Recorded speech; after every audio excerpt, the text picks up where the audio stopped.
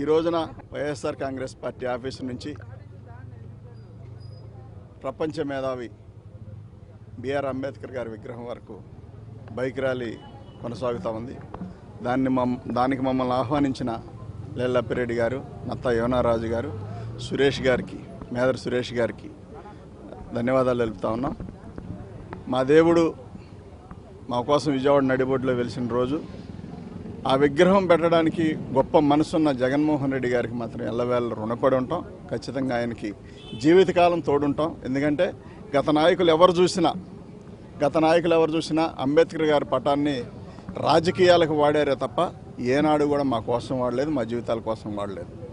మా దేవుడిని ఎక్కడైనా పెట్టాలి, మా అంబేద్కర్ గారిని ఎక్కడైనా పెట్టాలంటే చంద్రబాబు నాయుడు గారు గతంలో కాల్మనీ సెక్స్ రాకెట్ విషయంలో అసెంబ్లీలో ప్రస్తావన రాగానే దాని నుంచి తప్పించుకోవడం కోసం చంద్రబాబు నాయుడు అసెంబ్లీలో మహానుభావుడి పేరును వాడుకొని 125 అడుగుల విగ్రహాన్ని మేము అమరావతి ప్రాంతంలో పెడతామని చెప్పి అదే ప్రాంతంలో పెట్టడానికి మరి ఎక్కడ పెట్టారంటే చివరికి తీసుకెళ్ళి తను సామాజిక వర్గంలో ఉన్న ప్రదేశంలో కాకుండా ఎక్కడో తీసుకెళ్ళి, ఎక్కడంటే ఆ మారుమూల గ్రామంలో శాఖమూరులో తీసుకెళ్ళి ముళ్ళ పొదల్లో కొద్దిపాటి వర్షం వస్తే పూర్తిగా నిండిపోయే ప్రదేశంలో అంబేద్కర్ విగ్రహం పెట్టాలని చూశాడు చంద్రబాబు నాయుడు. కానీ జగన్మోహన్ రెడ్డి గారు ఏమనుకున్నారంటే ఆయన ఉండాల్సిన ప్రదేశం అది కాదు, ఖచ్చితంగా ఆయన మన మధ్యలోనే ఉండాలి, కాబట్టి నడిబొడ్డులో ఉండాలని చెప్పి విజయవాడ తీసుకొచ్చి విజయవాడ నడిబొడ్డులో ఎటు నుంచి ఎంటర్ అయినా కానీ అంబేద్కర్ గారి విగ్రహం కనిపించే విధంగా ఎటువైపు నుంచి విజయవాడకి ఎంటర్ అయినా కానీ తీసుకొచ్చి అక్కడ పెట్టి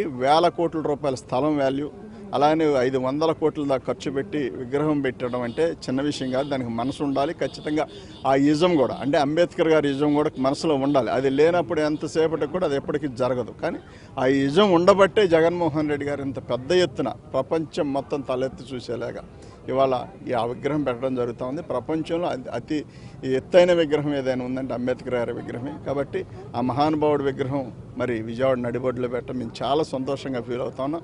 ఎందుకుగాను జగన్మోహన్ రెడ్డి గారికి ఇంత పండగ, మాకు మంచి పండగ, రేపు శుక్రవారం 19వ తారీఖు మంచి పండగనిచ్చారు. ఆ పండగ ఇచ్చిన సందర్భంగా ఎల్లవేళ మా ఎస్సీలు, బీసీలు, మైనార్టీలు, అణగారిన ప్రతి పేదవాడు కూడా జగన్మోహన్ రెడ్డి గారితో ఉంటామని చెప్పి తెలియజేస్తూ ఈ మంచి అవకాశం మాకు ఒక పండుగ రోజు కల్పించినందుకు మరొకసారి జగన్మోహన్ రెడ్డి గారికి ధన్యవాదాలు చెప్తూ, ఎక్కడైతే అణచివేతకు గురయ్యారో, ఏ ప్రాంతంలోనైతే అంబేద్కర్ గారు అణచివేతకు గురయ్యారో ఆ ప్రాంతంలోనే జీవెత్తున ఆకాశానికి ఎగిరిన మహానుభావుడు, రాజ్యాంగం రాసి ప్రజలను మన్నన పొంది, అదేవిధంగా ఎక్కడైతే కాదు కూడదన్నారో అదే ప్రాంతంలో ఇవాళ ఆయన నిలబెట్టారంటే ఖచ్చితంగా అది జగన్మోహన్ రెడ్డి గారు తీసుకున్న గొప్పతనమే తప్ప మరొకటి కాదు.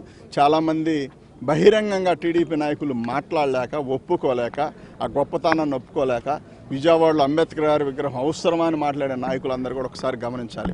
రేపొద్దున ఏ మొహం పెట్టుకొని ఎస్సీలు, బీసీలు, మైనార్టీలు, ఎస్టీల ఓట్లు మీరు అడుగుతారో మీరు చెప్పాల్సిన అవసరం ఉంది.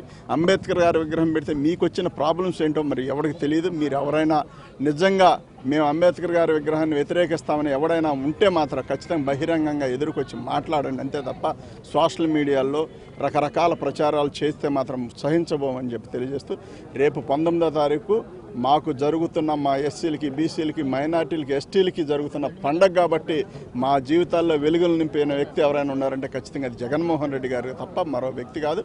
దయచేసి అర్థం చేసుకోవాల్సిందిగా కోరుకుంటూ, మీకు చేతనైతే మహానుభావుడికి నివాళులు అర్పించాలి తప్ప ఎక్కడా కూడా ఏది కామెంట్ చేసినా ఊరుకోమని చెప్పి తెలియజేస్తూ, ఈ చక్కటి అవకాశం కల్పించిన మరి మా అన్న లేళ్లప్పిరెడ్డి గారికి, అదేవిధంగా నత్తా యోనారాజు అన్నకి, మరి మేదర్ సురేష్ తమ్ముడికి కూడా ధన్యవాదాలు తెలుపుతూ సెలవు తీసుకుంటాను. Thank you.